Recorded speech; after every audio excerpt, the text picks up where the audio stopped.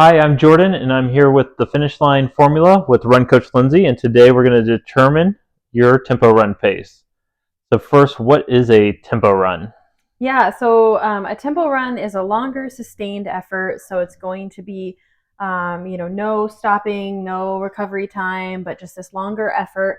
A lot of times, if you're training for shorter races, it's going to be longer than your race distance. But really, the purpose is to just increase your endurance, build up that lactic threshold, and boost your ability to run faster for farther. Yeah, and you talked about not taking breaks. I mean, there are broken tempos that Yep. people do. I would say, I know, knowing you and coaching with you prefer less breaks and less Mm-hmm. broken tempos. Kind of why you like that over broken tempos. Yeah, I mean, even a broken tempo is usually like still a longer effort. Mm-hmm. You're not looking at, 2 to 3 minute Yeah. repetitions. You're talking 15, 20 minute Mm-hmm. chunks. And so even that is going to be a longer sustained effort. But yeah, really my preference is like over 30 minutes when you're talking that tempos, sometimes over 60. Because really keeping that heart rate elevated in that Mm-hmm. lactic threshold Mm-hmm. is what really creates those benefits. So, like having it being the sustained effort for a longer period, that and even just like mental toughness, like Mm-hmm. Yeah. being able to throw down 4, 5, 6, 7, whatever miles at this really harder effort just makes the race feel less intimidating too. Yeah, in bringing up when you bring up broken tempos, I think it's a good starting point. Someone new, if they're intimidated, never Mm-hmm. done it. But I would you just say that people get fit faster if they're doing less broken tempos and more tempos with no breaks? Yeah, I would say so. I mean, the more that you're allowing your heart rate to drop, the less your body is creating that endurance and that Mm-hmm. aerobic threshold. So, I do see that like the benefits are quicker when you are making it a longer singular sustained effort versus multiple sustained efforts. Do you remember your first tempo run? Oh, well, see, that just depends. Do I remember my first real one or do I remember my first what I Real one, thought was a real. tempo? That was an actual tempo. Yeah, I remember my first tempo run at the University of New Mexico as a Lobo. I don't remember my first like ever real tempo run, but I do remember that one. That was a 6 miler, and it was on a paved path down by the volcanoes that we went to pretty frequently. Mm-hmm. And I remember, yeah, it was 6, and that was like our short start. Like a lot of people were doing 3 or 4 because they were coming into altitude, but I had been at altitude for like 2 months. Yeah. We had moved there in June, I think. And so, yeah, I was doing 6 and it was the longest tempo I had actually ever done. And they were like, oh, we're starting it easy at 6. And I was like, okay, are you sure? But What do you, I think you got up to 8 mile tempos that you got up to when you were at New I Mexico? did 10 once. 10 Yep, I did one That's 10 mile long. tempo, which When you were was, running the 6K. So yeah, it it's was about like death.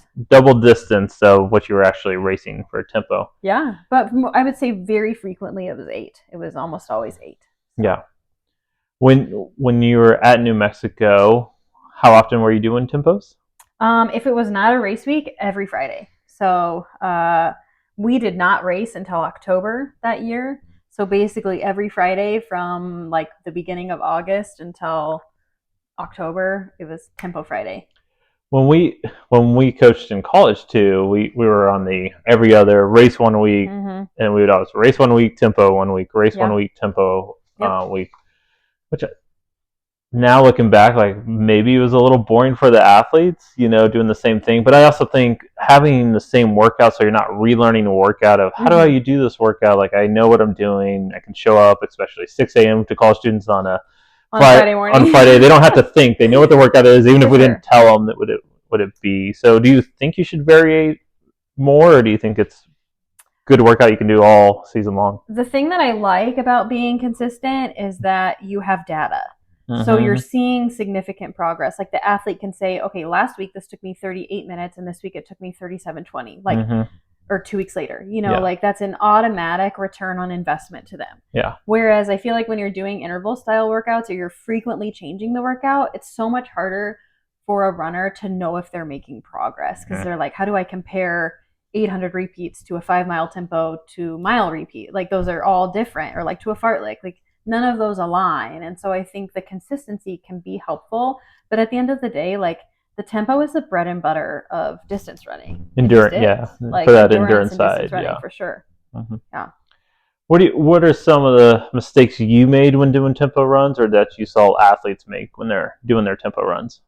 Well, getting the pace right for sure is like you have to nail it or you've thrown away the workout. Mm-hmm. So you've either made it too hard and you've made it a race effort and then you're needing additional recovery time, or you've made it too easy and you're not getting your heart rate elevated enough to get that like lactic threshold and that build up. So I would say that's the most common mistake. I know for me, a lot of times I ran them too fast because I was so competitive that I wanted to just like hammer it and prove myself.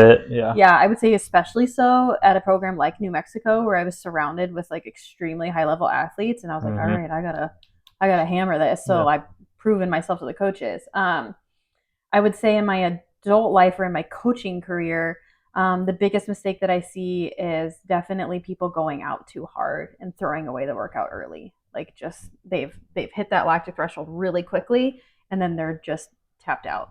Well, and I think especially young collegiate runners that we were coaching and they've never done a tempo run. Mm-hmm. The first mile, it does feel easy. You're like, this is a workout. This is easy. I need to go. And it's like, well, you got 5 more miles on the back end and you're at that right level. It's going to eat you up. So just teaching that patience. But besides getting fit quickly on the endurance side, I think another one is just learning to pace your body and control your body. For sure. That translate well in races. Mm-hmm. So I think that's another added benefit. Yeah, I definitely agree. And I think we talk a lot about like conversationalism and things like that. And it is weird because you imagine a tempo being really hard, and when you've come off a previous tempo, you remember the end being dead, and like you're supposed to be dead at the end. That's the idea. But a lot of times in the beginning, it is conversational. It feels really easy. And then you start to get into that lactic threshold at like a certain distance. And then you're like, whoa, I am really close to dying here. And I remember with some of our younger runners, we would, hey, the first 2 miles, your recovery run pace, 15 seconds faster, and then tempo run pace, just so they would learn to slow and build into it, and which it just takes time. Or an experienced runner that's the same pace, that's a good pacing, getting them together if you have that option. Yeah, absolutely. Yeah, totally agree. So now how to determine that pace? How do you know what is the correct tempo pace? So generally, tempo pace is going to be around 85 to 90% of race pace effort. That can vary a little bit depending on your race pace distance. for I was going to ask, for a certain distance or what? So like if you're training for a 10K, and you're doing a 6-mile tempo to start out with, then you're probably going to feel a little bit off because it's a little shorter than your race distance. Or like in my scenario, I was training for 6K, but I did a 10-mile tempo. Like obviously it was closer to that 80 to 85% just because the distance was so long. So it's going to vary a little bit. And again, if it's a broken tempo, you're probably going to be a little faster because you are getting recovery time and you need that heart rate just slightly more elevated. Yeah, is there a heart rate zone they should be looking at hitting? If they're like, a lot of the smartwatches have a certain heart rate zone. Yeah, sometimes heart rate can be arbitrary, and we know that as coaches. We had 2 really wonderful female athletes who both ran very fast, and one of them maxed out at 210 frequently in workouts, and one of them could never cap 175. So there is a little bit of variance between people. Generally, you're looking at that 180 range. Of course, that varies in age. So again, in that discussion, we're talking about collegiate athletes. That sort of, I would say like 16 to 28-year-old range. But once you get into the 30s and 40s, then you're going to have to adjust that because your resting heart rate and your elevated heart rate do decline as you age. So there is a formula for that. It's really simple, but you do want to make those adjustments in terms of heart rate in your older ages. Yeah.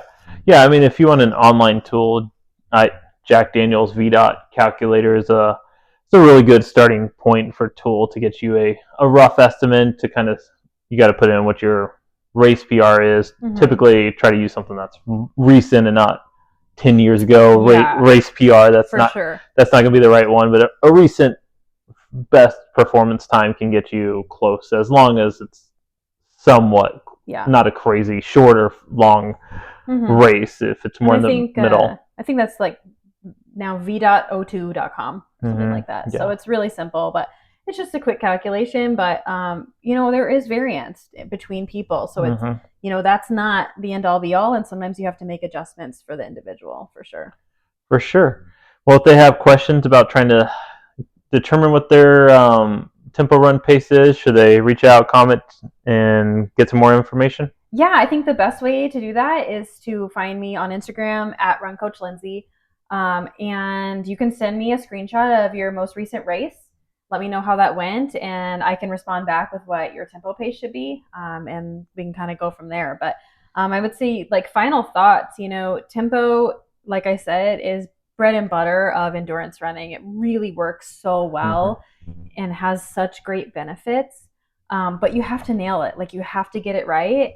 And so if you don't, and you're not seeing the progress, but you feel like you're trying tempos, or you're just not sure how they work, like, definitely reach out, because it can have just huge benefits. And I would say in my own running, and in us coaching college and my current clients, I've seen, just even within 2 or 3 tempo runs, like huge increases in fitness. So definitely don't be afraid to reach out.